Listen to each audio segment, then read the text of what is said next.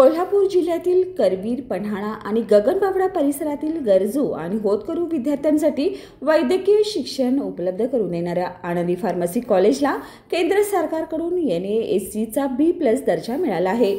डिसेंबर 2024 मध्ये UGC अंतर्गत झालेल्या समितीने या राष्ट्रीय दर्जाची घोषणा केली आहे। कॉलेजचे संस्थापक सतीश देसाई, सचिव विद्याताई देसाई आणि विद्यमान प्राचार्य डॉक्टर सुरेश किल्लेदार यांच्या अथक प्रयत्नातून मिळालेला हा मान महत्त्वाचा ठरला आहे। या राष्ट्रीय दर्जामुळे कॉलेजच्या उच्च शिक्षण दर्जात सुधारणा होईल, तसेच पुढील शैक्षणिक वर्षामध्ये अनेक नवे शैक्षणिक उपक्रम राबवता येणार आहेत। यावेळी प्राचार्य डॉक्टर सुरेश किल्लेदार यांनी विद्यार्थ्यांसाठी हा दर्जा कसा फायदेशीर ठरेल याबद्दल माहिती दिली। या यशामुळे परिसरात उत्साहाचं वातावरण निर्माण झाले। सत्कार प्रसंगी कोऑर्डिनेटर राहुल अडनाईक, प्रतिभा अडनाईक, ऋतुजा शहा, आरती वर्णे, श्रद्धा नाईक, स्वप्नील पाटील, स्नेहल कुलकर्णी, ऋतुजा पाटील, पूजा दळवी, ओंकार चिले, वैष्णवी परीट आदी शिक्षकेतर कर्मचारी उपस्थित होते। मी डॉक्टर सुरेश गणपती किल्लेदार, प्रिन्सिपल, आनंदी फार्मसी कॉलेज, कळंबे तर्फे।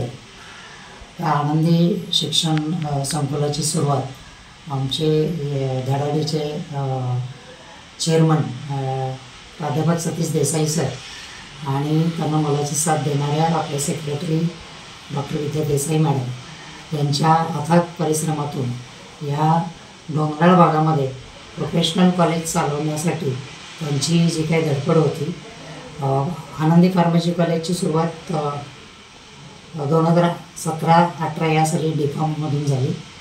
लगेचच दुसऱ्या वर्षी आपण 2018-19 मध्ये B फार्मसी केलं आणि 2023-24 या वर्षामध्ये M फार्मसी 3 ब्रँचेसमध्ये फार्मास्युटिक्स, फार्मास्युटिकल केमिस्ट्री आणि फार्मॅकोलॉजी या ग्रामीण भागातील विद्यार्थ्यांना एक चांगल्या प्रकारचं शिक्षण मिळावं ह्या उद्देशाने या संस्थेमध्ये बरेचसे खेड्यातून येणारे विद्यार्थी आत्ता या शिक्षणात संधीचा लाभ घेत आहेत।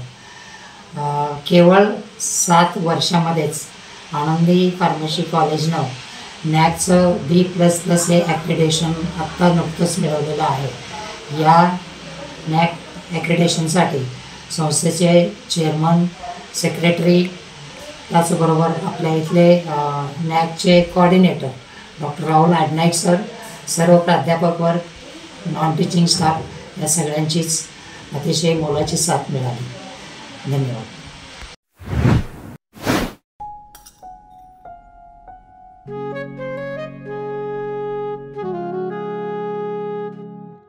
बाबा, आज येताना बासुंदी घेऊन या ना। अगं, कालच आपण आईचा वाढदिवस होता म्हणून आणली होती ना। ऐकलं, गोकुळची बासुंदी पुन्हा खावीशी वाटतेय। खरं सांगू, मलाही खावीशी वाटतेय। पुन्हा पुन्हा खावीशी वाटणारी गोकुळ बासुंदी।